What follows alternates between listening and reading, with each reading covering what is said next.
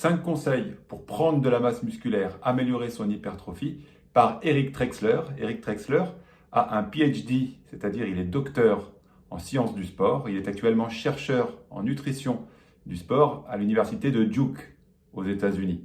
Il a 2 autres casquettes hyper rares qui peuvent être portées sur une même tête. Il est aussi coach depuis 2009 et pratiquant de compétition en bodybuilding naturel. Ce qui fait qu'il réunit 3 casquettes, le chercheur, le coach et le pratiquant de compétition. Il est moins connu avec ses 35 000 abonnés sur Instagram que quelqu'un comme Christian Thibaudeau et ses 100 000 abonnés. Je me rends compte en vous le disant que maintenant on mesure la célébrité de quelqu'un en comptant ses abonnés sur Instagram. Ce qui montre bien à quel point on vit une drôle d'époque. Ceci étant dit, rentrons dans le vif du sujet. Premier conseil.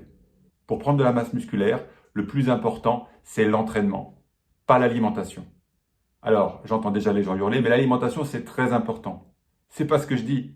Ce que je dis, c'est que dans un monde bizarre où il faudrait choisir entre bien s'entraîner ou bien s'alimenter, la médaille d'or revient à l'entraînement et sûrement que la médaille d'argent revient à l'alimentation. Voilà ce que ça veut dire.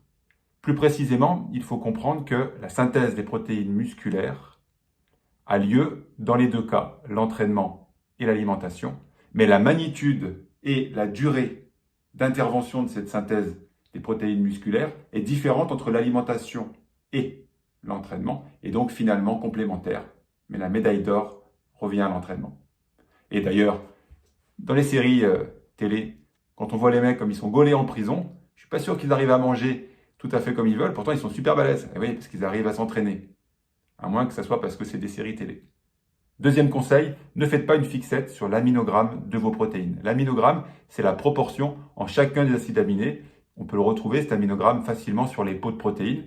Et on le retrouve aussi pour les vrais aliments, sur votre steak ou votre poisson ou vos œufs. Ça peut se trouver, les aminogrammes. Donc, c'est la proportion en chacun des acides aminés. Et bien là, vous ne faites pas un nœud à la tête avec les aminogrammes. Certes, c'est important de parler des acides aminés branchés, les célèbres BCA, c'est important de parler de l'un des 3 BCA, la leucine. Ok, ce qu'on veut vous dire là, c'est que si vous prenez un large spectre de protéines d'origine différente, des végétales, des animales, etc., eh bien, vous allez avoir un aminogramme très large et c'est tout à fait ok pour la prise de masse musculaire, mais il faut respecter 2 conditions. Il faut que votre total des protéines quotidiennes soit respecté. Et il faut que vos prises de protéines soient suffisamment vastes pour couvrir les éventuelles déficiences en un ou plusieurs acides aminés de telle ou telle source de protéines. Voilà, donc moralité, vous ne faites pas un nœud à la tête avec l'aminogramme. Combien de grammes de protéines le docteur Trexler recommande-t-il par jour pour prendre de la masse musculaire? Habituellement, on donne 1,5 à 2 grammes environ par kilogramme de poids de corps. Et le docteur Trexler est un step plus en avance puisqu'il module ses recommandations en fonction de la masse maigre.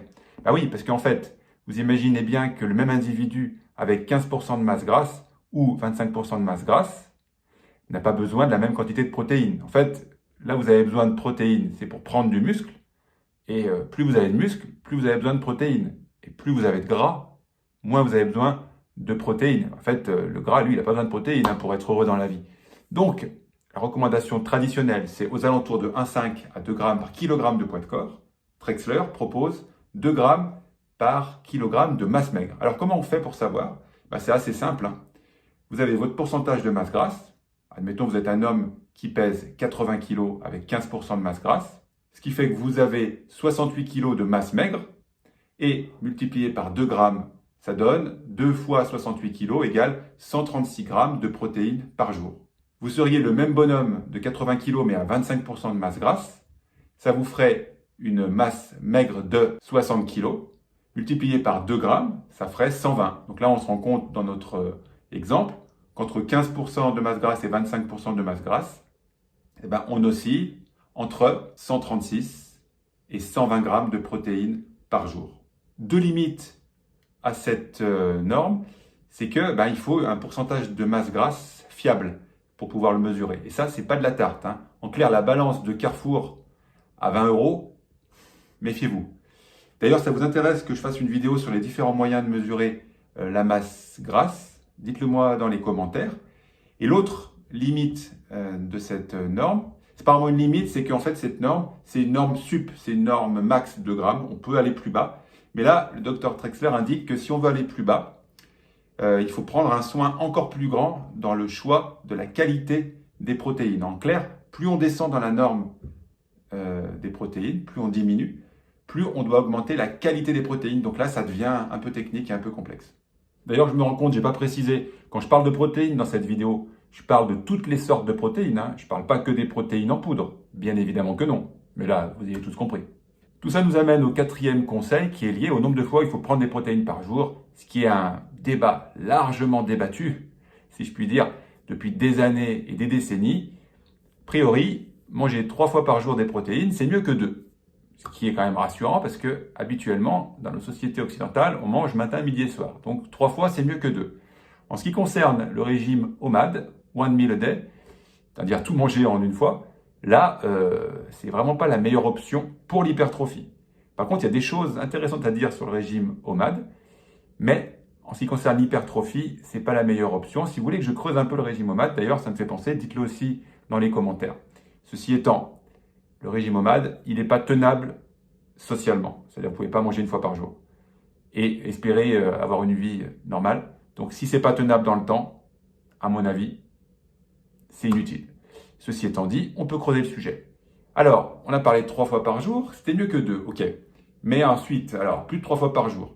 A priori, entre 3 et 6 fois par jour, 6 fois par jour, c'est vraiment les recommandations des bodybuilders old school, 6 fois par jour et 3 fois, et ça ne fait pas une différence suffisamment significative pour surcharger le système digestif. Parce que ce qu'on ne dit pas en mangeant 6 fois par jour, c'est que c'est coûteux d'un point de vue digestif.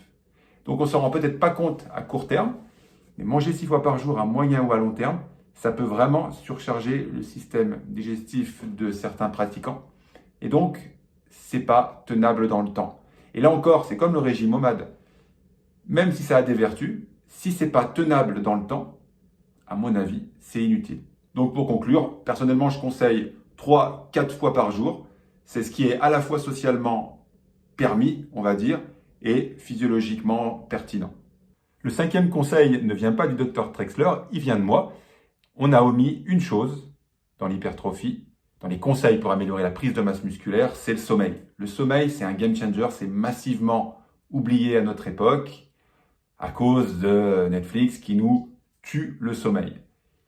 Donc que ce soit le sommeil nocturne, en quantité, en qualité, et le sommeil diurne, les siestes, c'est un game changer. La célèbre hormone de croissance, elle est massivement sécrétée pendant la nuit, pendant le sommeil. Donc c'est un game changer. Je vais développer plus en profondeur le sommeil dans mes prochaines newsletters. Ne ratez pas ces newsletters, cliquez sur la grosse enveloppe que vous voyez apparaître près de ma tête. Si vous êtes sur les réseaux sociaux, allez voir dans mon profil pour vous abonner à ma newsletter.